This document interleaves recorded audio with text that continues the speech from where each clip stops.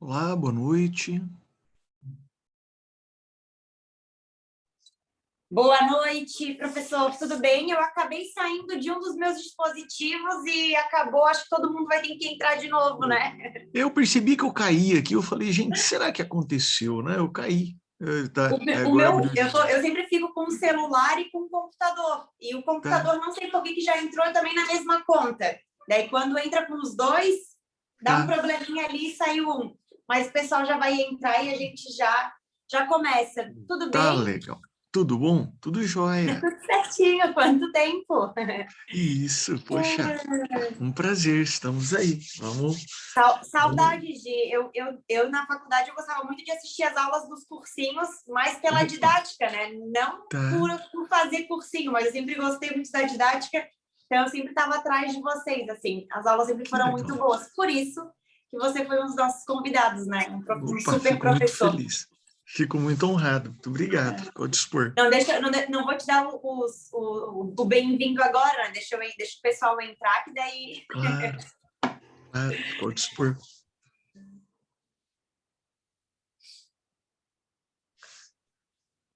Vamos entrando, vamos abrindo essas telinhas aí para o professor ver a gente. Oi, Jucimar. Oi, Liliane. Nádia, Olá, boa noite. A Mayara, tudo bem que a Mayara está doente, mas o resto pode ligar essas câmerazinhas aí. Oi, boa noite. Boa noite. Aí, doutora Tamara, conforme prometido aí, ó, o chimarrãozinho estava pronto já. Eu tô com a garrafinha de café. Terminei a minha. Eu tenho uma inveja de chimarrão, acredito que eu nunca tomei. Eu sempre vejo o pessoal, eu sempre vejo o pessoal tomando com tanto gosto. Deve ser assim uma coisa maravilhosa, né? Ô, Gustavo, abraçando o chimarrão. eu sou daqui de Santa Catarina, mas eu fui para o Rio Grande do Sul fazer especialização e mestrado. Então, como lá é muito frio, na sala de aula não tinha como, eu acabei criando o hábito de tomar. E aí hoje eu tenho no escritório e eu tomo com bastante frequência. Hoje eu gosto. Que legal, Eu sou suspeito para falar, eu adoro chimarrão de todo dia. Que joia, que joia. Como bom gaúcho, né, Jucimar? Como bom gaúcho tem que gostar de chimarrão, não adianta, né? Ô, Felipe Jenkins, é você que está conectado na minha conta, por isso que eu não estou conseguindo. Entrasse como Tamara Silva.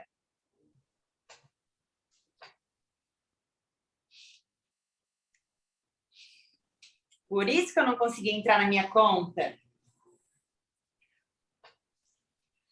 Vamos lá, mais um minutinho e daí a gente já inicia.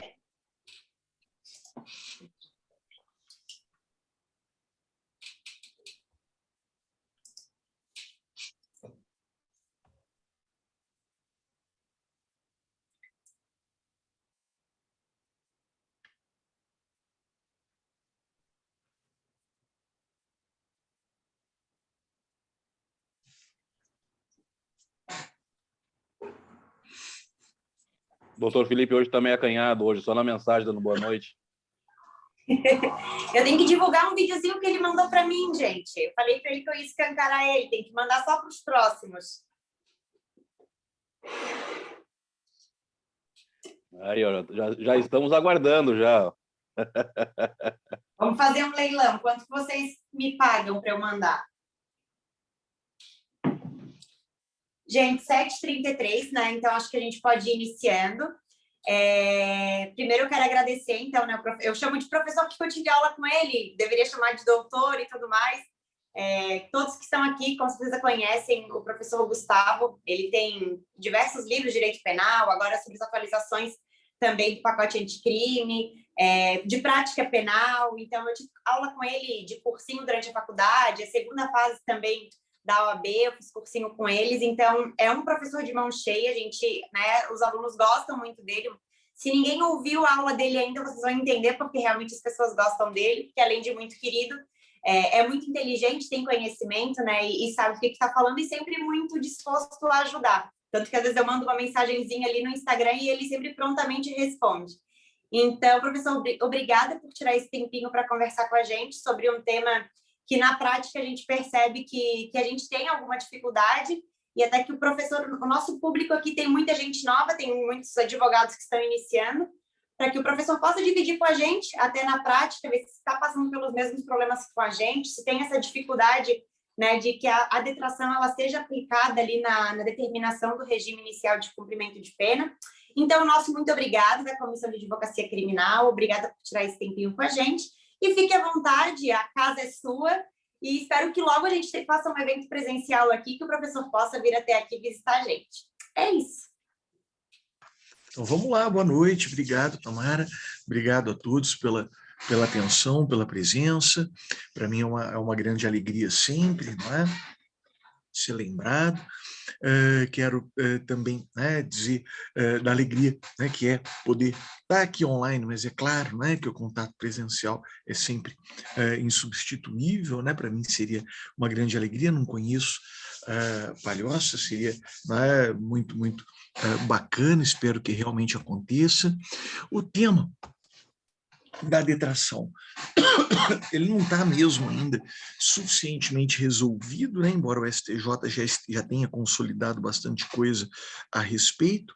Vamos conversar um pouquinho. Então, vou fazer o seguinte, eu vou falar um pouquinho da detração em si, depois eu falo da detração do 387, parágrafo 2º, e depois a gente abre aí para quem quiser conversar, falar, né? Eu realmente gosto de interagir, até porque eu vou aprendendo, até ou com uma pergunta ou com um comentário, eu aprendo, não é, como é que as coisas têm acontecido em todo o Brasil. Eu tenho uma boa noção do que acontece na prática, aqui perto da minha prática, o que acontece nos tribunais superiores que eu pesquiso.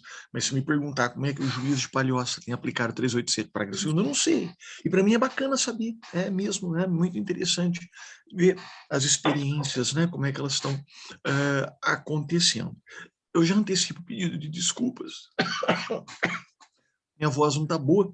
Eu me livrei, né, da Covid aí há cerca de 10 dias, mas parece que, né, os sintomas ficam um pouquinho mais, né, além do vírus em si, né? Eu negativei há 10 dias, já voltei ao trabalho e tal, mas parece que a voz não tarda um pouquinho mais a voltar. Então, peço desculpas aí, eu vou dar umas tossidinhas aí no decorrer da exposição, não tem como escapar.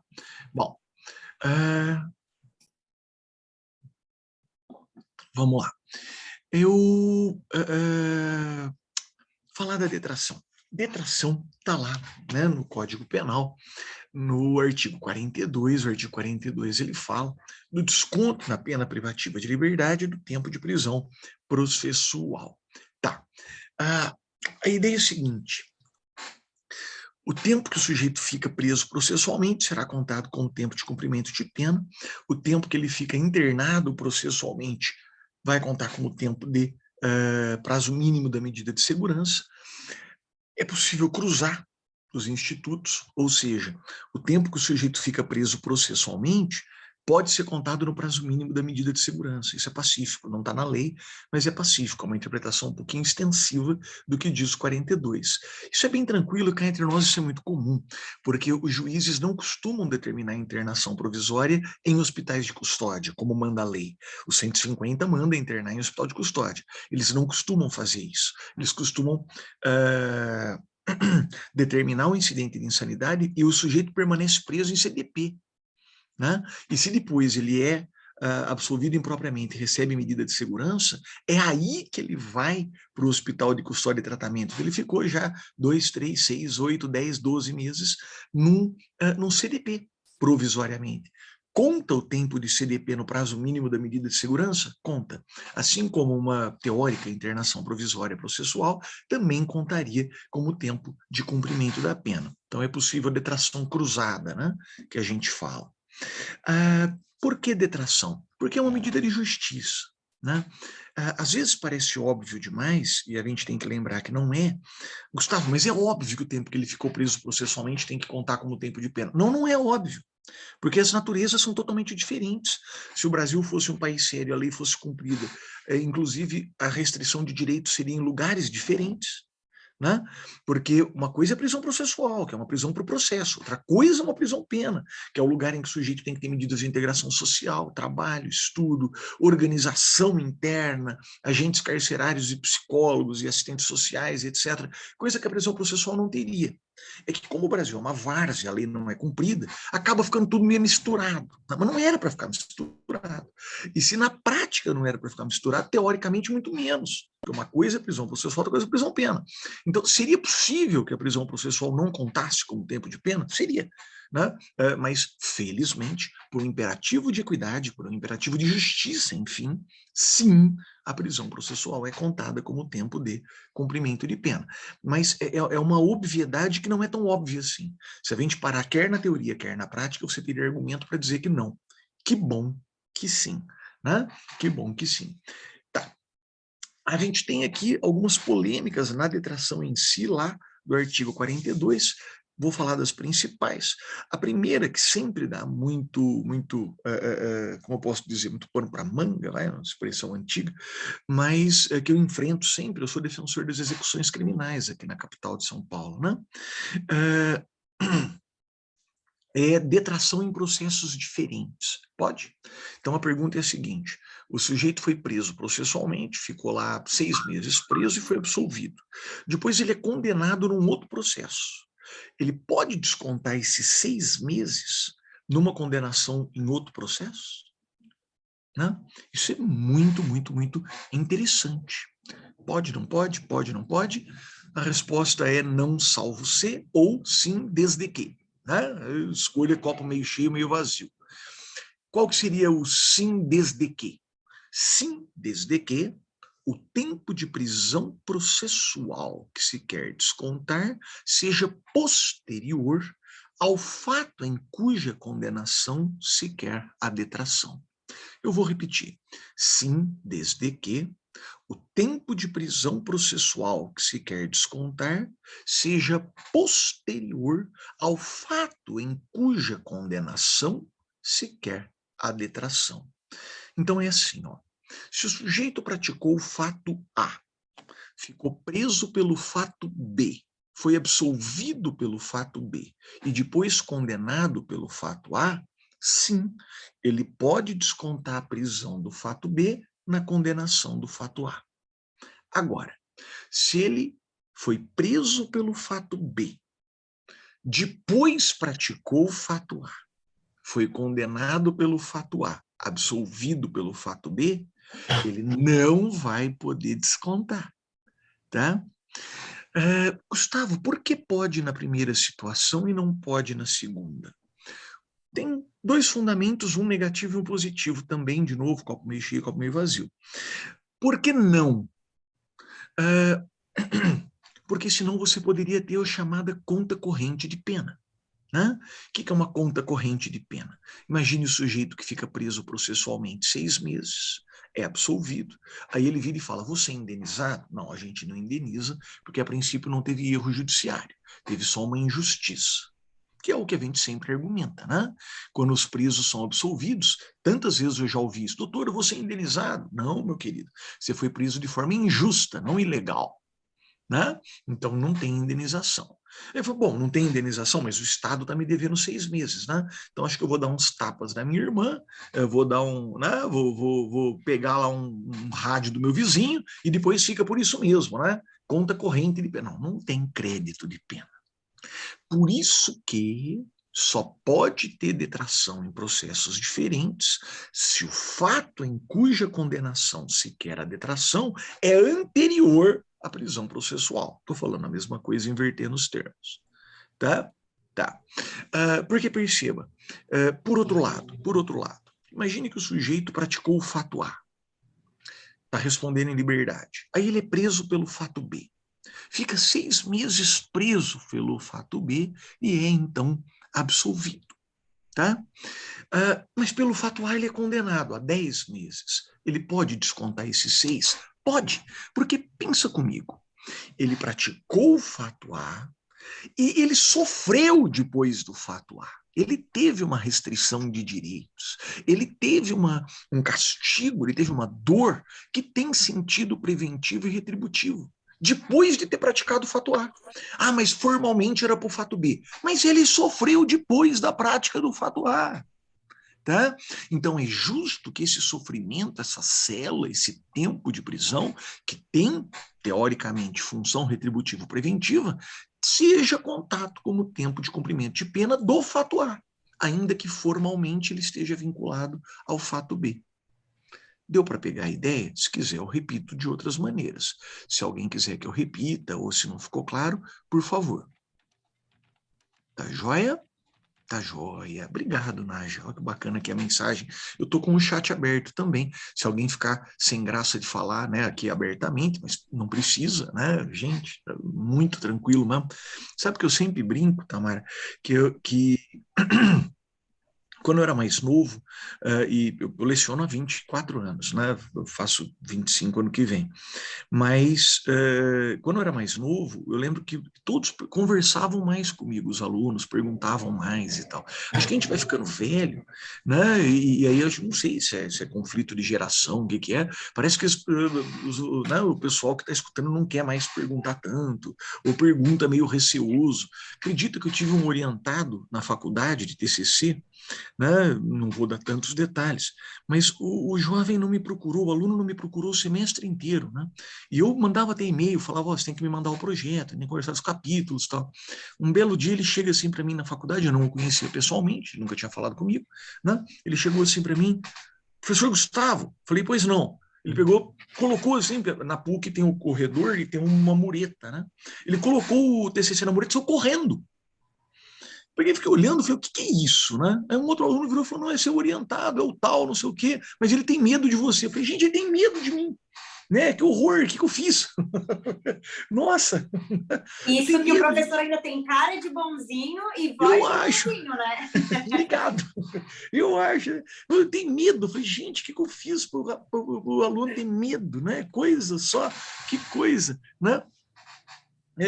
Bom, mas eu acho que é isso, acho que é a idade, né? Acho que a gente vai ficando velho e começa a inspirar medo, só pode ser, não tem outra explicação. Porque eu acho que... Ou a nova geração que não gosta de interagir tanto. De interagir eu sempre fui bem faladeira em sala de aula, assim, de perguntar e participar.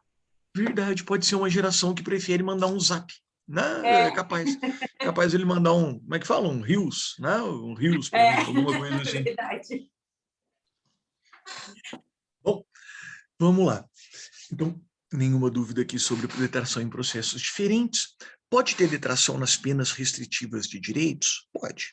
Se o sujeito ficou preso processualmente 6 meses e pegou 7 meses de pena restritiva de direitos, pode ter detração, vai ficar faltando 1 mês de restritiva de direitos. Né? Aliás, aqui, sabe que tem um entendimento antigo, que todo mundo abandonou, e eu gostava tanto dele. Hoje eu diria que ele é quase inexistente, esse entendimento, mas ele é tão bom, ele é tão razoável, que isso também isso é uma das poucas vantagens de ficar velho, a gente acompanha os movimentos político-criminais. Então, eu sou formado na década de 90, né? A década de 90, como ela era logo depois da redemocratização e logo depois da Constituição, era uma época em que estava todo mundo muito humanista, muito acreditando na democracia, acreditando que o mundo ia melhorar, acreditando que tinha que prender menos, tal. E foi assim até 2000, 2005. Em 2005 a gente tem uma guinada. As pessoas começam já a desconfiar, a querer mais prisão, a querer mais repressão e tal. E hoje a gente vive numa atmosfera absurdamente repressiva. Não é? Tudo prende, arrebenta. o número de presos está crescendo exponencialmente e tal. Bom, por que eu estou dizendo isso? Porque há cerca de 10, 15 anos, tinha um entendimento que não era majoritário, mas era forte, e olha como ele é razoável. Pena que se perdeu. A ideia era a seguinte: o sujeito fica preso 2 meses. Aí ele recebe depois 1 ano de prestação de serviços à comunidade. Vamos lembrar, quando ele vai cumprir prestação de serviço à comunidade, lembra como é que calcula a prestação de serviço à comunidade? É 1 hora de serviço por dia.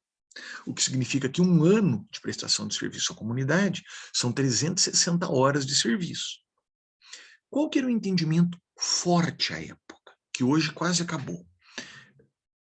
Pelo menos eu não ganho nenhum há anos, né? Eu sempre peço ainda.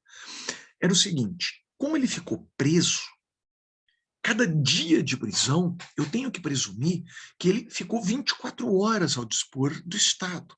E que dessas 24 horas, se ele pudesse prestar serviço, ele prestaria pelo menos a jornada regular de 8. Tá? Então, a cada dia de prisão, não deveria equivaler 1 dia de prestação de serviços, que na verdade é 1 hora. A gente deveria fazer a conta multiplicando por 8. Porque ele ficou a jornada de trabalho inteira ao dispor do Estado trancado numa cela. Tá? Então eu deveria dizer, a cada dia de prisão, contar 8 dias de prestação de serviço à comunidade, porque seriam 8 horas de prestação de serviço à comunidade. Ou seja, 2 meses de prisão seriam aí 16 meses de prestação de serviços à comunidade. Olha, se você for procurar, você vai encontrar vários acórdãos de tribunais estaduais aceitando esse raciocínio 2000, 2005. Aí ele foi sendo deixado de lado e acabou. Né? Olha, eu sinceramente acho que o argumento é bom. Sinceramente. Dizer que 1 dia de prisão processual equivale a 1 hora de prestação de serviço é de uma iniquidade, é de um desbalanço, de um desequilíbrio. Não é? Pelo amor de Deus, gente. 1 hora de serviço é 1 hora atrás de um balcão atendendo pessoas. 1 dia de prisão é 1 dia no inferno. Tá? São 24 horas de inferno, cada hora conta paca. Né? Bom, saibam então que existia esse entendimento e que seria maravilhoso voltar a discuti-lo. Uma outra coisa interessante quando a gente fala em detração é a detração da pena de multa, que é um escândalo, a inviabilidade. Deixa eu explicar. É assim, imagine que o sujeito ficou preso 6 meses. E ele pega uma pena de 4 meses de prisão e 30 dias multa. Tá? Tá. Então ele ficou preso 6 meses. Eu estou fazendo contas aleatórias, né? Que eu sei que não é comum uma pena de 3 meses de prisão. Mas, bom, Lei Maria da Penha é. Lei Maria da Penha é. Porque na Lei Maria da Penha normalmente não tem multa, né? Mas vamos lá. Digamos então que ele ficou 6 meses preso, pegou 3 meses de prisão e 30 dias multa. Tá. Os 3 meses de prisão, ele não vai precisar cumprir porque ele ficou 6 meses preso. E os 30 dias multa? Aí o que a gente pede? A gente pega e fala, olha, apesar de não ter previsão legal, se o tempo de prisão processual pode ser descontado da pena de prisão e pode ser descontado da pena restritiva de direitos, a forciore, com mais razão, ele deve ser descontado da pena de multa, que é uma pena menos grave. Tá? Então, se ele pegou 30 dias multa, e se ele está com crédito de 3 meses de prisão ali, que ainda não foram levados em conta, que se desconte esses 30 dias multa, e que ele não tenha que pagar multa. De novo, gente, o tempo de prisão processual desconta na pena de prisão, desconta na pena restritiva. Por que não vai descontar da pena de multa? Se a pena de multa é calculada em dias multa. E se você for estudar a história desses dias multa, era para isso. Era para fazer equivalência com o tempo de privação de liberdade. Por isso que o sistema chama dias multa.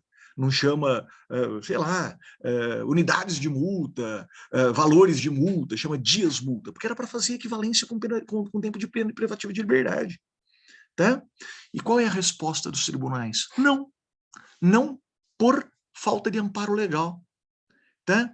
Mas eu não estou dizendo que tem amparo legal, eu estou pedindo por analogia. Eu estou dizendo que ubi idem ratio e ubi idem ius. Eu estou dizendo que as mesmas razões de fato eu devo aplicar a mesma solução jurídica. E se a razão de fato é fazer justiça com o tempo de prisão processual, e se ela é possível nas penas mais graves, que são penas privativas de liberdade e restritivas de direito, por que não na multa? Por que não na multa? Aliás, é um escândalo também o jeito que o tribunal costuma responder, porque eu peço detração por analogia, explico o que é analogia, explico por que essa detração deveria ser reconhecida, e o tribunal me responde por falta de amparo legal. Eu dou todo respeito, eu não estou pedindo amparo legal, não está no meu pedido, eu não pedi detração legal. Tá? Lá no fundo, essa decisão que se repete em todas as instâncias e também nas extraordinárias, na STJ no Supremo, é uma não fundamentação. Eu não estou perguntando, eu não estou dizendo eu quero detração porque tem fundamento legal. Eu estou dizendo eu quero detração na multa por analogia. E o tribunal vira e fala, não porque não tem amparo legal. Eu não perguntei do amparo legal, eu perguntei da analogia. Eu quero que o tribunal me explique por que não cabe analogia nesse caso. E eu duvido que consigam responder. Porque não tem como responder. É uma analogia muito clara, muito clara. Analogia, né, me permitam esse parênteses muito breve, né, eu já estou chegando, né, no ponto que é o ponto fulcral aqui da exposição, no 387, parágrafo 2º, mas analogia, me permitam esse parênteses breve, não é uma coisa solta no mundo, não. Analogia não é, vamos aplicar uma coisa parecidinha. Não, isso não é analogia. Analogia é um mecanismo lógico poderoso que você encontra em Aristóteles, você encontra em Kant. É um mecanismo de lógica formal, indutivo e dedutivo. Você olha para a detração da pena de prisão, você olha para a detração da pena de restritiva de direitos, que são casos particulares, e você faz um raciocínio indutivo. Por que cabe detração aqui? Para que seja feita justiça com o sofrimento da prisão processual. E aí, quando você olha para a multa e fala, não tem previsão, é uma lacuna, você pergunta para essa ideia geral. Ideia geral de que não se deve desperdiçar o sofrimento da prisão processual, que deve ser feita justiça com o tempo de prisão processual. Como é que você incidiria na multa? É evidente a resposta que admitiria analogia, que admitiria detração. Tá? Então, o raciocínio analógico é um raciocínio muito firme, ele não é um raciocínio vazio ou etéreo, não. Ele é um raciocínio forte, forte. Tá? Aliás, eu diria que a analogia tem premissas lógicas mais fortes até que uma interpretação extensiva. Tá? E aqui eu ainda tenho o reforço do chamado argumento a fortiori, que é o argumento com mais razão. Se pode na prisão, se pode na restritiva, a fortiori, com mais razão, tem que poder na multa. É um escândalo que não se admita. Um escândalo. Bom, vamos lá. Mas não se admite.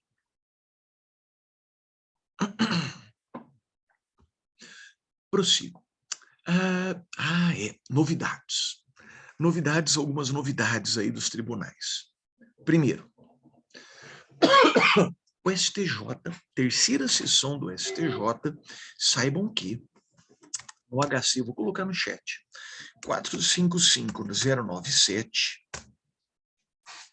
o STJ entendeu que se o réu tiver cumprido medida cautelar pessoal de recolhimento noturno, as horas de recolhimento noturno devem ser contadas para descontar como tempo de cumprimento de pena.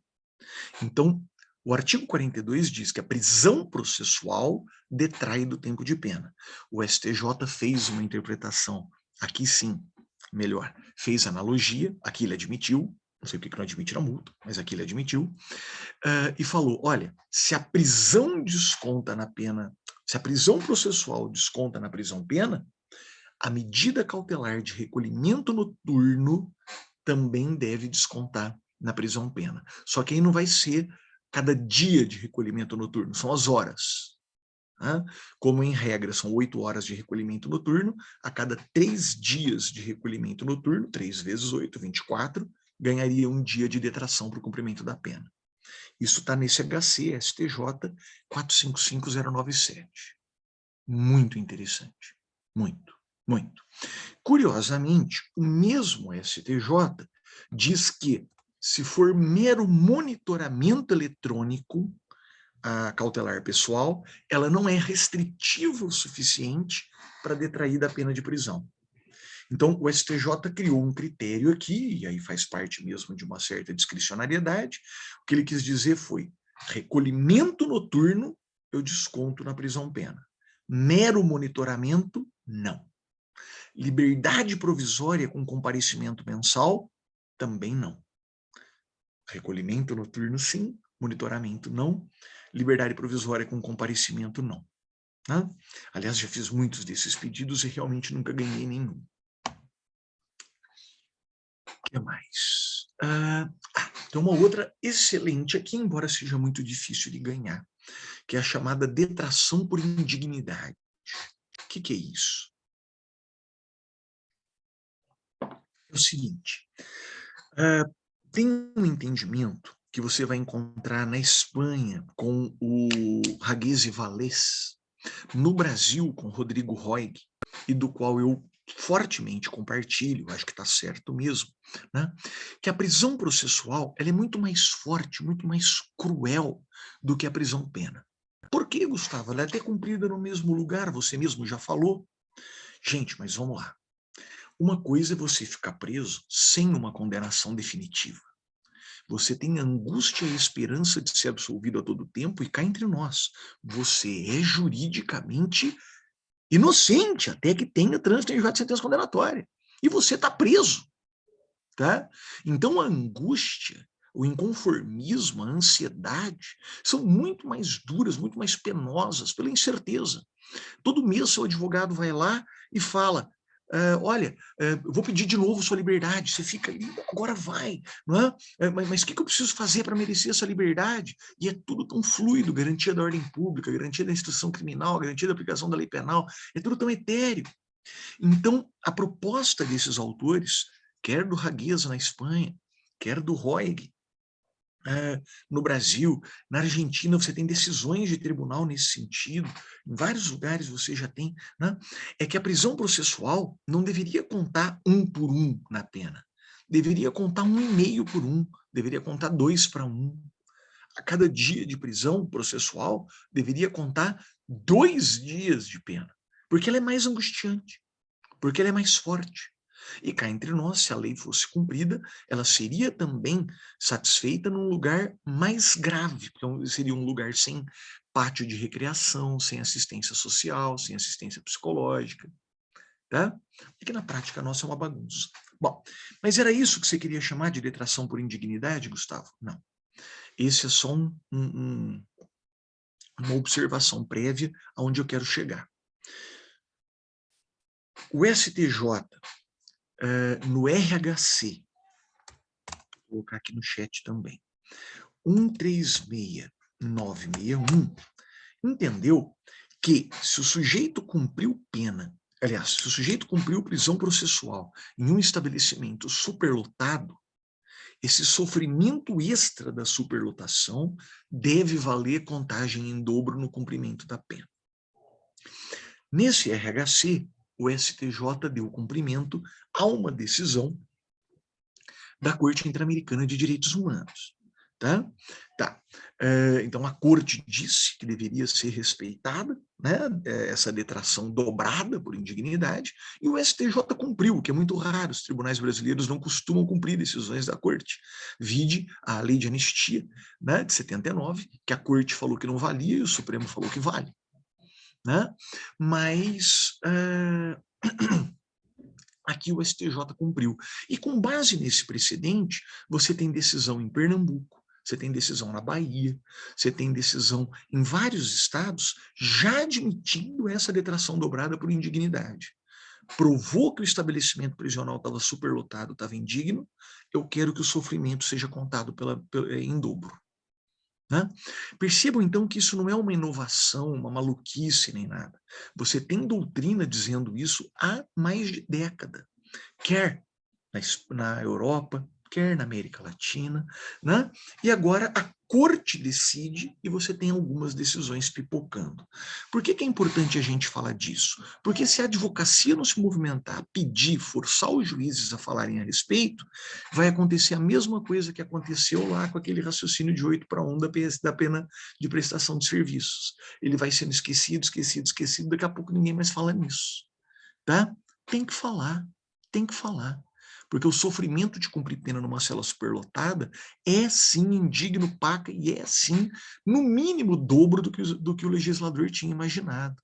Né? É o que eu sempre falo com meus alunos na matéria de execução penal. Eu falo, quando o legislador pensou na pena do furto, ele pensou de 1 a 4 anos, numa cela individual de 6 metros quadrados, limpa, arejada, com assento sanitário único e lavatório individual, que é o que está previsto na Lei de Execução Penal, artigo 84. Tá? Quando você pensa nas condições carcerárias que a gente tem hoje, contar em dobro é pouco. Bom, cheguei no 387, parágrafo 2º, né? Que eu sei que era o foco da nossa discussão, mas eu não resisti a falar de detração. Então, vamos lá. O 387, parágrafo 2º, gente, ele não usa a palavra detração. Tá? Ele não usa. Tá? Ele diz, o tempo de prisão provisória, de prisão administrativa ou de internação será computado para fins de determinação do regime inicial de pena privativa de liberdade. Quem chamou isso aqui de detração foi o STJ. E quando o STJ fez isso, ele comprou vários problemas. Tá? Por quê? Porque aí você pega essa detração, esse desconto do 387, parágrafo 2º, e começa a querer tratá-lo como a detração do 42 do Código Penal. Tá? Quando saiu o 387, parágrafo 2º, eu escrevi, e na verdade escrevo até hoje, eu digo que a expressão detração não foi bem-vinda, não foi bem colocada, que nós deveríamos chamar isso de desconto de prisão processual para regime inicial de cumprimento de pena. Tá? Por quê? Vamos aos problemas. Primeiro problema. Eu não sei em Santa Catarina, mas em São Paulo é muito comum que os juízes, na hora de sentenciar, digam que não vão aplicar o 387, parágrafo 2º, porque a LEP diz no 66 que detração é matéria de competência do juiz das execuções. Tá? E diz mesmo. Tá bem? Por quê? Porque quando a LEP foi elaborada, ela não tinha o 387, parágrafo 2º, só tinha o 42. Então, ela atribui ao juiz das execuções competência para apreciar a detração. Então, tem muitos juízes aqui que dizem, olha, eu não posso apreciar o 387, parágrafo 2º, porque não tem nenhuma norma que diga que a competência é minha, mas tem uma outra que diz que é competência do juiz da VEC. Manda para lá, então. Tá? Mas o juiz da VEC não vai fixar regime inicial. Então, o 387, parágrafo 2º, acaba se perdendo quando esses juízes decidem dessa maneira. É isso que entende o STJ? Não, não. O STJ diz que tem que reconhecer sim. Né? O STJ ele acaba falando. Olha o Felipe comentando que em Santa Catarina também acontece. Não, o STJ discorda dessa orientação. Tá? O STJ chama de detração, mas diz que são detrações diferentes. Ele fala, olha, essa detração do 387, parágrafo 2º, é do juiz do conhecimento, sim, na hora da sentença. Ah, mas onde está escrita a competência? Está escrito no próprio 387, parágrafo 2º, meu Deus do céu, está escrito que é para computar na determinação do regime inicial da pena. E o regime inicial é competência do juiz do conhecimento. Tá bem? Então, chamar de detração traz esse problema. Cá entre nós, isso é um problema científico mesmo. Quando você usa uma palavra para definir coisas diferentes, você está sendo acientífico. Né? Uma das premissas de qualquer ciência é ter univocidade. Cada palavra só pode ter um sentido. Quando você usa palavras com 2 sentidos, dá essa bagunça, que foi o que o STJ fez aqui. Né? Ah, quem que gostou aqui da minha caneca? Lilian? Eu adoro a minha caneca. E essa é de agora, viu? Corinthians e Always Ready, não é? Que eu fui, tá? Sou fiel torcedor. Isso, Felipe. Vamos falar disso então também. Bom, como é que funciona essa questão da detração versus progressão? Né? Vamos lá. O projeto de lei dessa detração, ele foi elaborado por um conjunto de autores, né? E por acaso, um deles é meu amigo, e eu me lembro que tive um debate longo com ele a esse respeito, né? Ele estava na Casa Civil na época, em que esse projeto foi encaminhado, e ele falou para mim, Gustavo, o que nós queríamos com esse projeto, com 387, parágrafo 2º, era antecipar uma análise de progressão para o juiz do conhecimento. Esse era o objetivo do projeto. E é por isso que se faz até hoje tanta confusão. Porque nas considerandas do projeto consta que era para antecipar a progressão. Porque nos debates legislativos a ideia era essa. Porque teve gente que escreveu sobre isso antes do projeto entrar em vigor, antes da lei entrar em vigor. E era para ser uma antecipação de progressão. Tá? A preocupação especial do pessoal que estava elaborando o projeto era com o júri. Era com o júri. Né? A ideia era, demora tanto para chegar no júri o cara preso, que quando chega já era para ele ter progredido, ainda não progrediu. Era mais ou menos isso, né? A grosso modo, o problema posto. Tá. Aí eu confesso que nessa longa discussão que tive com esse meu querido amigo, com quem, aliás, não falo faz tempo, saudades, eu falei para ele, falei, cara, se era a tua intenção, não foi feliz, missão não foi cumprida, porque não é isso que está escrito no 387, parágrafo 2º. O 387, parágrafo 2º não fala em progressão. Né? Então, se era esse o objetivo mal cumprido. O que o 387 diz e o que o STJ entende. E o que o STJ entende sobre essa redação? Ele entende o seguinte, que lembra que você tem patamares de fixação de regime inicial no 33 do Código Penal? Até 4 aberto, mais do que 4 até 8 semiaberto, mais do que 8 fechado na reclusão e semiaberto na detenção. Né? O que o STJ diz, isso é pacífico, desde que a lei entrou em vigor há 10 anos. Né? O STJ diz o seguinte, o juiz fixou a pena privativa de liberdade? Fixou em 6 anos. Só que o cara ficou 2 anos e meio preso, esperando a sentença. Então, o que deve ser feito? 6,5 está na faixa do semiaberto. Tá? Tá. Mas se você... Aliás, 6 anos está na faixa do semiaberto. Se você tirar 2 anos e meio, isso cai para 3,5. 3,5 cai para a faixa do aberto. Então, caindo para a faixa do aberto, o juiz deve fixar o regime inicial aberto. É isso que o STJ diz. O STJ diz que o 387, parágrafo 2º, ele não antecipa a progressão. 387, parágrafo 2º, ele manda descontar do tempo de pena fixado o tempo de prisão processual exclusivamente na hora da sentença condenatória para entrar nas faixas do 33. Até 4 aberto, de mais do que 4 até 8 semiaberto, para cima de 8 fechado. É isso. Em muitos casos, o que isso acaba resultando em não beneficiar nada ao réu. Muitos casos. O que é muito comum? O cara ficar 1 ano preso, ser condenado a 6 anos por roubo, 6 anos está na faixa do semiaberto. Tira 1, fica em 5. 5 continua na faixa do semiaberto. Então isso não beneficia. Tá? Esse é o entendimento consolidado do STJ. Tá? Tá.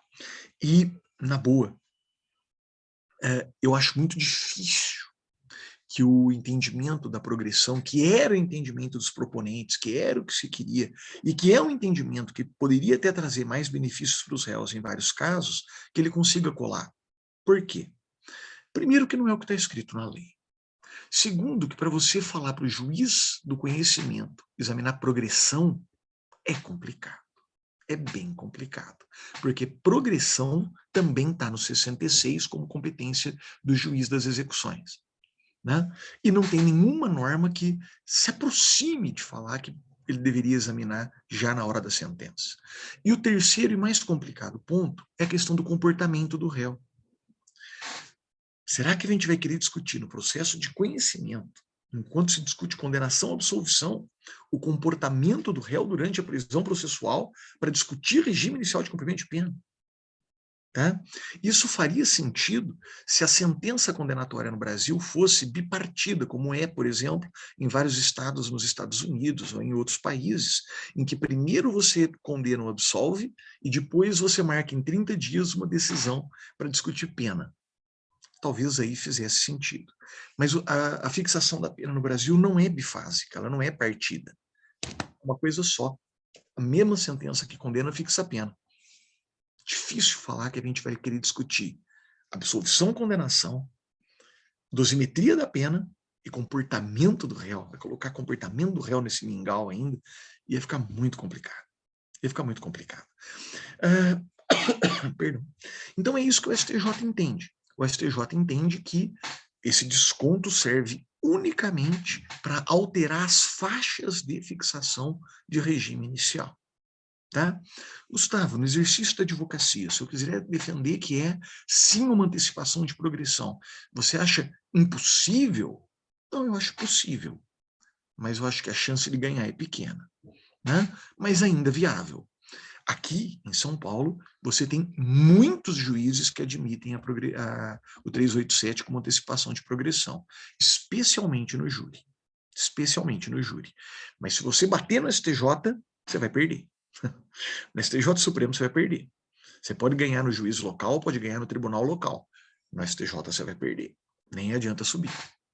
Tá? E não me parece... Para dar essa aula, eu fiz uma pesquisa dos últimos 10 anos. Não tem voto recente em sentido contrário. Tá? Então, não tem voto, não tem divergência, não tem um ministro que vira e fala, olha, não é bem assim que eu penso, tá? Não tem. Não tem. Né? Pelo contrário, todos eles sempre falam, é uníssono que não é antecipação de progressão, não é antecipação de progressão. Né? Gustavo, aí o Felipe me perguntaria, mas Gustavo, o juiz vira e fala, não vou aplicar porque é antecipação de verificação de progressão. Está errado.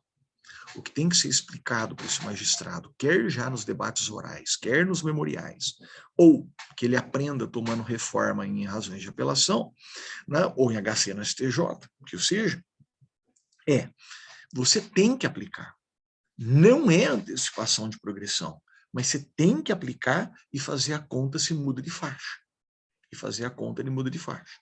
Em muitos casos não muda, em outros tantos pode mudar, principalmente quando a pena está perto da faixa, uma pena de 4 anos e meio, 5, uma pena de 8 anos e meio, 9, né? Quando está perto da faixa e o tempo de prisão processual foi grande. Aí a chance é boa. Aí a chance é boa. Joia? Joia. Bom, esse eu acho que é o ponto central. Alguns outros probleminhas que a gente consegue perceber numa pesquisa um pouco mais profunda. Primeiro, quando o juiz aplica o 387, parágrafo 2º, o juiz de execução não quer contar na análise da progressão esse tempo de prisão processual como apto também a progredir. Tá? Como assim, Gustavo? Explico. Isso chegou a acontecer aqui, mas a gente conseguiu dobrar os juízes nesse sentido aqui. Hoje não tem mais esse problema. Mas eu percebo que é um problema recorrente, que tem muito acordo no STJ sobre isso agora 2022. Né? Então é assim, ó. O juiz da condenação vira e fala assim, olha, estou condenando o cara há 5 anos, mas ele ficou 8 meses preso, desconto esses 8 meses, deu 4 anos e 4 meses. Tá? Tá. 4 anos e 4 meses não vai mudar nada, ele vai continuar no semiaberto. Espeça-se a guia anotando que, descontados os 8, agora faltam só 4 e 4. Tá bom. Chega no juiz da execução, o juiz da execução fala, ó, ele já descontou os 8 lá. Então, para análise da progressão, eu vou começar a contar só esses 4 anos e 4 meses contados do dia da sentença, como se a sentença fosse um marco interruptivo na contagem da progressão. Está errado. O STJ é pacífico, que o 387 não interfere no cálculo da progressão, até porque ele não é antecipação de progressão. Tá? O 387, ele serve, não é? Só para fixar regime inicial. Chegou na execução, a contagem do tempo de progressão tem que ser do primeiro dia de prisão processual. Quer tenha sido prisão em flagrante, temporária, preventiva, não interessa. E a aplicação do 387, parágrafo 2º, não interfere nisso. Tá? Tá. O que é problema quando você vai aplicar o 387? Vamos lá. Gustavo, você falou que o 387, parágrafo 2º, serve para mudar as faixas, né? Até 4 aberto, de 4 a 8 semiaberto, para cima de 8 fechado. Só que a quantidade da pena não é o único critério. Às vezes o juiz fixa, e no roubo isso é muito comum, ele fixa a pena em 6 anos, mas ele fixa o inicial fechado, não pela faixa de pena, mas pela gravidade do crime, porque colocou o revólver no rosto da vítima, e não sei o que, não sei o que. Nesse caso, se o cara ficou um tempão preso processualmente, dá para aplicar o 387, parágrafo 2º? O STJ entende que não. O STJ entende que o 387, parágrafo 2º, ele serve quando o juiz não usa reincidência, quando ele não usa a gravidade em concreto do crime como elemento para fixar regime inicial. Se ele usou reincidência, se ele usou o 59 como elemento para fixar o regime inicial, o 387, parágrafo 2º, se torna inócuo. São muitos julgados, deve ter uns, olha, mas deve ter 30 julgados esse ano sobre isso lá na STJ. Tá? Essa é uma má notícia para quem está advogando e contando com isso. Olha, recomendo... Ui. Uma dúvida não, só um ruído. Um acórdão muito interessante, se você quiser dar uma analisada, são esses acórdãos assim, muito excepcionais mesmo. Né? No agravo regimental, RESP, 204, 3212, o STJ pegou e falou assim, olha, é o seguinte, imagine que o cara pegou 6 anos, regime inicial semiaberto, ficou 1 ano e meio preso, desconta, cai para 4 anos e meio, só que isso não muda de faixa. Ele continua no semiaberto. Olha, nesse caso, o juiz da execução, olha só, o juiz da execução pode reavaliar, com base nas circunstâncias do caso concreto, se esse tempo de prisão processual, que não foi suficiente para mudar de faixa, mas que era muito intenso, permite que o juiz de execução fixe desde logo um regime mais brando. Nossa, isso não tem autorização legal, não é nada comum, mas pesquisando no STJ eu encontrei esse precedente. Tá? Então vamos lá, vamos lá, casos que assombram a advocacia. Aquele sujeito que fica preso 1 ano e meio, você consegue soltá-lo por excesso de prazo, ele fica mais 2 anos em liberdade, tem filhos, está trabalhando de forma fixa, tá? Aí ele pega uma pena de 6 anos. Mesmo descontando 1 ano e meio, ainda seria semiaberto inicial. Tá? O que o STJ está dizendo? Que você poderia pedir ao juiz de execução que, ainda que o 387, parágrafo 2º, não tenha determinado o regime mais brando, ele ficou já 1 ano e meio preso, ficou 2 anos em liberdade sem praticar novo crime, tem família, tem filho pequeno, está trabalhando, fixa o regime mais brando aí, já deixa ele começar a execução no aberto. O STJ falou que não é obrigatório, mas que o juiz tem esse poder. E aí seria o juiz de execução. Tá? É um precedente raro, mas eu achei muito interessante. Muito interessante. Tá? Eu achei, viu? Eu achei. Eu confesso que já comecei até, né, a pedir. Já fiz um pedido a respeito, ainda nem voltou. Bom, gente, falei pacas, falei 50 minutos. Quero saber dúvidas, comentários, observações, alguma coisa que te angustie especialmente, ou mesmo tua frustração, se você esperava que eu defendesse aqui com unhas e dentes que o 387, parágrafo 2º, era antecipação de progressão. Eu confesso que desde o início a redação não me dizia isso, tampouco a oportunidade. Né? Lembro que ainda comentei com esse meu amigo, falei, então vocês deveriam ter escrito que o juiz iria requisitar comportamento do sujeito antes da sentença. Aí sim ia dar para discutir como antecipação de progressão. Fora daí, realmente me parece, e é o entendimento pacífico do STJ, que é um desconto para mudar de faixa de regime inicial. Passou muito rápido. Falou 50 minutos, mas passou muito.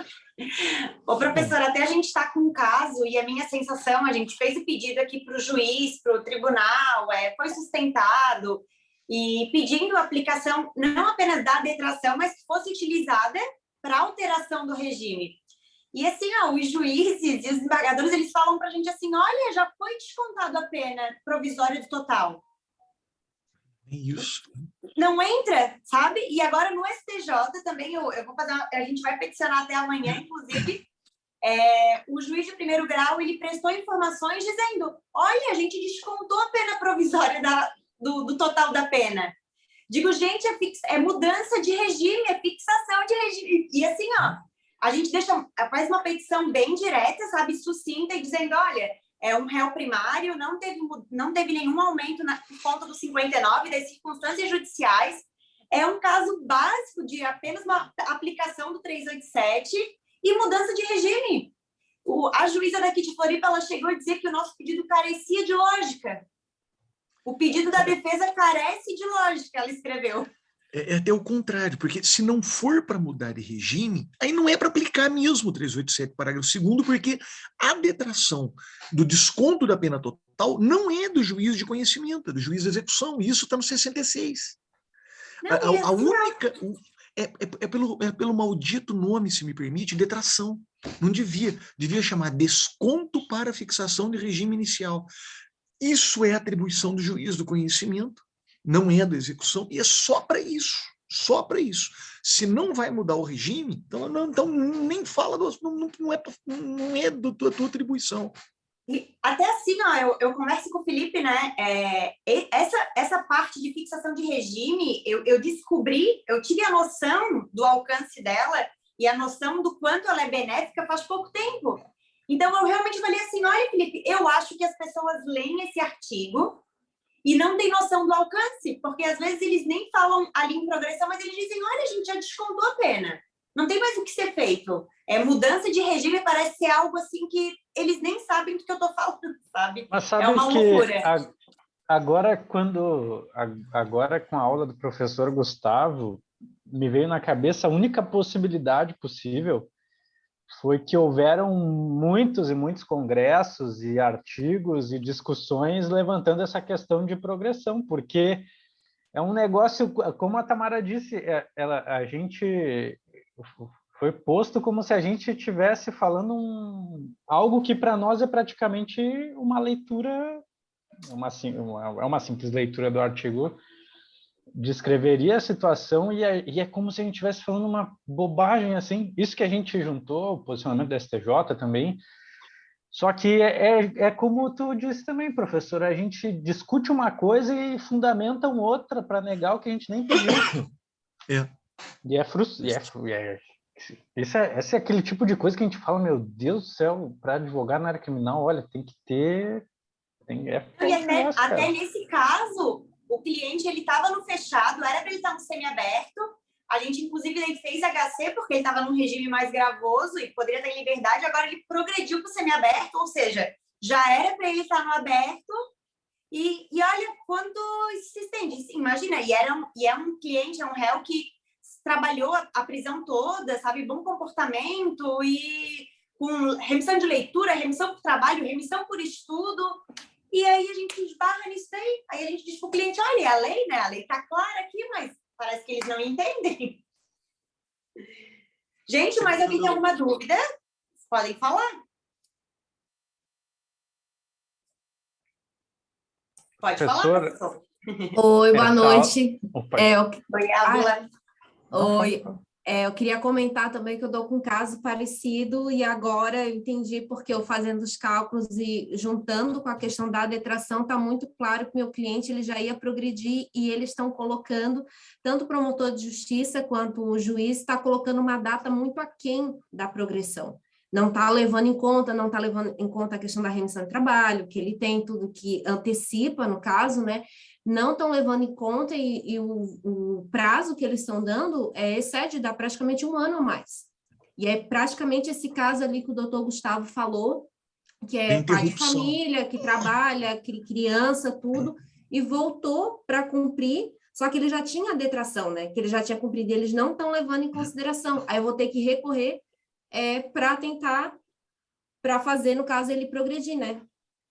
Se quiser mas até ali sempre se atenta, porque isso, assim, não só levar em consideração a pena provisória, mas se ele for primário e não ter aumento ali nas circunstâncias do 59, às vezes ele pode ter a mudança do regime. Às vezes o que tu precisa é a aplicação do 387, parágrafo 2º, para a mudança de regime, que daí colocaria ele um regime mais benéfico. E até, assim, né, professora, não sei se o professor sente isso, mas eu sinto que há assim, as pessoas não conhecem, não estudam de fato ali a execução penal, e tem muita coisa que, assim, ó, o advogado não quer fazer o cálculo, aí deixa o cálculo que o juiz faz, aí não confere a ficha do réu, se é crime comum, hediondo, fração, porcentagem, a data, e vai indo nesse oba-oba. Assim, a gente pegou um caso que a gente até se comoveu e ainda fez de forma gratuita, porque ele estava preso mais tempo. Era só fazer um pedido ali e falar, olha, amigo, tem que ser solto. E ele foi solto assim no outro dia, porque parece que a execução penal, até os próprios réus, eles não dão tanta importância em contratar um advogado, porque acham que, né, que aquilo ali fechou. E geralmente a ficha do réu, ela vem com um monte de erros, assim. Então, até a gente, como advogado, se vai trabalhar na execução penal, a gente tem que se especializar um pouquinho mais e buscar conhecimento para trabalhar, porque é muita coisa e é uma matéria que a gente sequer tem na faculdade, né? Então, a gente que precisa buscar esse conhecimento para não prejudicar um cliente. É isso mesmo, é isso mesmo. Uma a coisa, gente... Évila, talvez Desculpa, esse acórdão... Não, só comentando que eu acho que esse acórdão aqui, Évila, dá uma olhadinha, que eu acho que ele tem a ver com o que você comentou. Na minha pesquisa, é um acórdão agora de 2022, esse agravo regimental no HC 719763, dá uma olhadinha, espero ajudar. Comentando o que a Tamara falou, só rapidinho, me perdoe, Felipe. Não, capaz. Sim, me parece que a execução penal sempre é deixada de lado, né? Eu tenho a alegria de lecionar todo ano, eu vou para Santa Catarina, então eu sempre faço uma pesquisa, né, no TJ de Santa Catarina, até para estar pronto para essa aula. Se não me engano, esse ano eu vou em novembro para Chapecó, mas todo ano, né, eu tenho esse prazer já há alguns anos, e realmente me parece que o Tribunal de Justiça de Santa Catarina, ele é rigoroso demais, ou, se me permite, ele erra bastante, sim, em execução penal, né? E é uma matéria que costuma ser deixada de lado, sim. E é um absurdo, é um absurdo. Eu gosto muito de execução penal. Eu trabalho há 24 anos com execução penal, né? Faço 25 agora, aliás, semana que vem. Então, eu sou assim, fanático, né, pelo estudo de execução penal. Sabe que aqui na faculdade que eu leciono, eu dou uma optativa, 1 ano de execução penal, e não dá tempo de falar tudo, né? É 1 ano falando de execução penal e falta matéria. Eu aviso os alunos, falo, vocês acham que vocês vão ver inteiro? Não vão. Vocês vão ver o que é mais importante só em execução penal. É um escândalo. Felipe, me perdoe, pode falar. Eu te interrompi. Capaz, professor. Eu só ia comentar que lá no escritório a gente falou, a gente não trabalha mais de graça, mas não pode passar os olhos em nenhum caso de execução, porque daí imagina como é que a gente vai seguir nossa vida de advogado vendo um sujeito que está preso há mais tempo do que ficaria. E até a colega ele falou que é estagiária da VEC, e eu acho que eu, pelo menos lá, eu sou gaúcho, né? Lá no Rio Grande do Sul, muitos advogados, eu acho que eles têm uma sensação de... Bom, lá, na verdade, aqui, por mais que o tribunal erre, a VEC aqui anda. Lá no Rio Grande do Sul é uma tristeza que... Olha, ó, a Ana Laura dizendo que é gaúcha também, que eu definitivamente não queria saber de execução criminal lá. Porque lá tu passa... Olha, é uma desgraça, uma desgraça. Tu tem que literalmente... tá ligando, e tem que ligar no tem que estar presencialmente batendo ponto na VEC, porque eles vão passar para frente na tua insistência. Mas os juízes lá são muito bons, eu acho que é em razão da quantidade de processo, enfim, mas aqui eu me surpreendi porque aqui as coisas andam. Lá a gente tem que fazer um pedido de cada vez, porque se tu faz vários pedidos numa petição, olha só, eu vim para Santa Catarina com esse sentimento. A gente lá tem que fazer pedidos, faz um pedido de uma coisa, o juiz decidiu, faz de outra, porque se tu fizer vários numa petição, eles vão analisar um e não vão analisar o resto. Eu pensava, mas não quero saber de execução. Eu acho que muito também disso é porque a gente não aprende nada de execução na faculdade. Eu até tive uma cadeira de execução, mas foi algo assim tão perto do que é de fato o conteúdo, foi algo tão pequeno que eu saí com esse sentimento. Mas até acabei me estendendo aqui no comentário. Mas a questão é que a Tamara falou, a gente não pode ter contato com o processo de execução, porque... E a Tamara sempre fala isso, eu acho engraçado, porque ela diz, olha, é bom olhar porque normalmente tem um errinho, ela diz. E sempre tem um errinho, não, às vezes é um erro que é um errão, né? É a vida do sujeito ali que foi engolida e ele nem viu. Não, e até, desculpa, e até teve uma aula, eu estava assistindo uma aula de execução, de um curso que eu comprei de execução, e aí um advogado comentou, não, mas advogado não tem que fazer cálculo, isso aí quem tem que fazer é o juiz. Aí como é que tu vai trabalhar na execução penal, sendo que porque imagina, né, não quer se parar ali e fazer e analisar, só que daí como é que tu vai trabalhar? É igual assim, não, deixa que a provilista, quem olha se tem ou não é o juiz. Né? Ver se a prisão é ilegal, deixa que o juiz vê ou não. Faz parte do nosso trabalho. Isso aí é falta de noção total da vida, né? O cara tá desenvolvendo, pensando um troço desse. Se a pessoa sequer tem vergonha de falar isso, é porque imagina a situação, né? Então, assim, que a gente tem essa responsabilidade, né? Se for pegar qualquer caso, mas execução penal, que eu percebo que há um desconhecimento, e eu falo para o Felipe, não, Felipe, tem que olhar a ficha do réu, tem que olhar o processo, porque tem que olhar até a aplicação da pena, porque às vezes ali na dosimetria teve um errinho que tu consegue reverter em execução.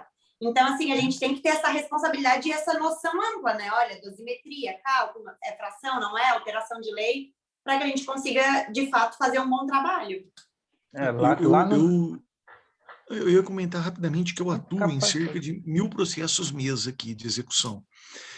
E eu tenho que fazer relatório. Né? Então, no meu relatório da defensoria vem o que eu fiz em cada processo. Então, se eu pedir progressão, se eu pedir remissão. No ano passado, em pelo menos 2 meses que eu estou lembrando, se bobear foi até mais, o que eu mais fiz foi pedido de correção de cálculo. Né, que tem o item lá, retificação de cálculo. O que eu mais fiz, eu pedi mais correção de cálculo do que progressão, do que remissão, porque é muito comum errar o cálculo, é muito comum, o cartório erra cálculo, né? O cartório erra cálculo, não, o programa de computador, ele é bem feito, mas ele tem que ser, os dados têm que ser inseridos com muito cuidado. Se inserir o dado errado, olha, remissão, o que se erra de cálculo em remissão é assim, escandaloso, assustador. Essa semana mesmo, eu fiz um que o cara ia progredir, sei lá, em outubro de 2022. Ganhou 100 dias de remissão. Aí eu fui olhar como é que ficou, ele vai progredir em setembro de 2028. Eu falei, gente, se ele ganhou 100 dias, como é que pode ter antecipado 20 dias a progressão dele? Isso não faz o menor sentido. Está tudo errado. Né? Mas só que você só consegue encontrar isso se você calcula, aliás, se você compara um cálculo com o outro. Porque quando você lê o cálculo integral, está escrito lá, descontei os 100 dias de remissão, então seria assim, seria assado, seria assado. Desculpa, você descontou, mas você descontou errado. Você errou na inserção dos dados, certeza absoluta. Não é? Puxa, isso é muito importante mesmo. Desculpa de novo te interromper. 2 vezes. Terceiro, eu peço busca no Fantástico, não interrompo mais. Não precisa pedir desculpas, não. Capaz, tá tudo certo. E lá no escritório, eu tenho uma restrição, assim, a Tamara, ela se especializou justamente para a gente, porque é um negócio que não dá para a gente fazer de qualquer jeito. Então, assim, e depois dela ter aprofundado o estudo nisso, nessa área, até eu comecei a me interessar em alguns aspectos, que eu pegava muito pouco nesse tempo de advocacia, mas que passa em branco. Até recentemente a gente trabalhou num caso em que a gente fez o pedido até das horas extras de trabalho, do tempo que o cara não conseguiu trabalhar na época do Covid. E a gente fez os cálculos e foi assim, e é um negócio que eu fiquei pensando, nossa, cara, isso daqui, mas nunca Uma pessoa que não tem interesse em ir atrás e buscar, porque foi feita uma analogia lá com o direito do trabalho, pensei, nossa, olha que universo, a gente nunca vai ter contato com um negócio desse se não procurar se especializar no assunto, né? Então fica a dica aí, colegas, não levem isso aí de qualquer jeito, por isso que na minha eu advogo há pouco tempo, doutor, vai fazer uns 6 anos, mas eu não encostava em execução. E até quando eu peguei alguma coisa, eu achei que sabia muito, né? Sabia nada. Até hoje eu não sei nada, se for parar para ver exatamente mesmo. Mas então, deixa eu só agradecer ao senhor. Que aula excelente. Fiquei muito feliz, muito feliz mesmo de ter participado dessa aula. De verdade, eu aprendi. Eu achei assim, nossa, a gente trabalhou num caso num caso recente até sobre detração e tudo mais. Eu pensei, nossa, a gente estudou e leu isso tanto que provavelmente eu vou saber o conteúdo da aula do professor, mas olha, apanhei aqui, eu aprendi demais, foi muito enriquecedora, muito obrigado, fiquei muito feliz, muito grato pela sua aula. Professora, todos nós, né, em nome da comissão, e a gente agradece esse tempinho que o professor tirou para conversar com a gente, sempre dono de uma didática, né, impecável, que a gente gosta bastante. Obrigada por esclarecer. Falou de detração, falou muito mais que a gente até esperava ouvir, foi ótimo, foi maravilhoso. E que a gente possa conversar mais vezes. Nosso muito obrigada e uma boa noite, né, por ficar com a gente até esse horário. Muito obrigada, professor. Super obrigado e pela atenção, fico sempre a dispor, muito gentis. Até. Tchau, gente. Boa noite.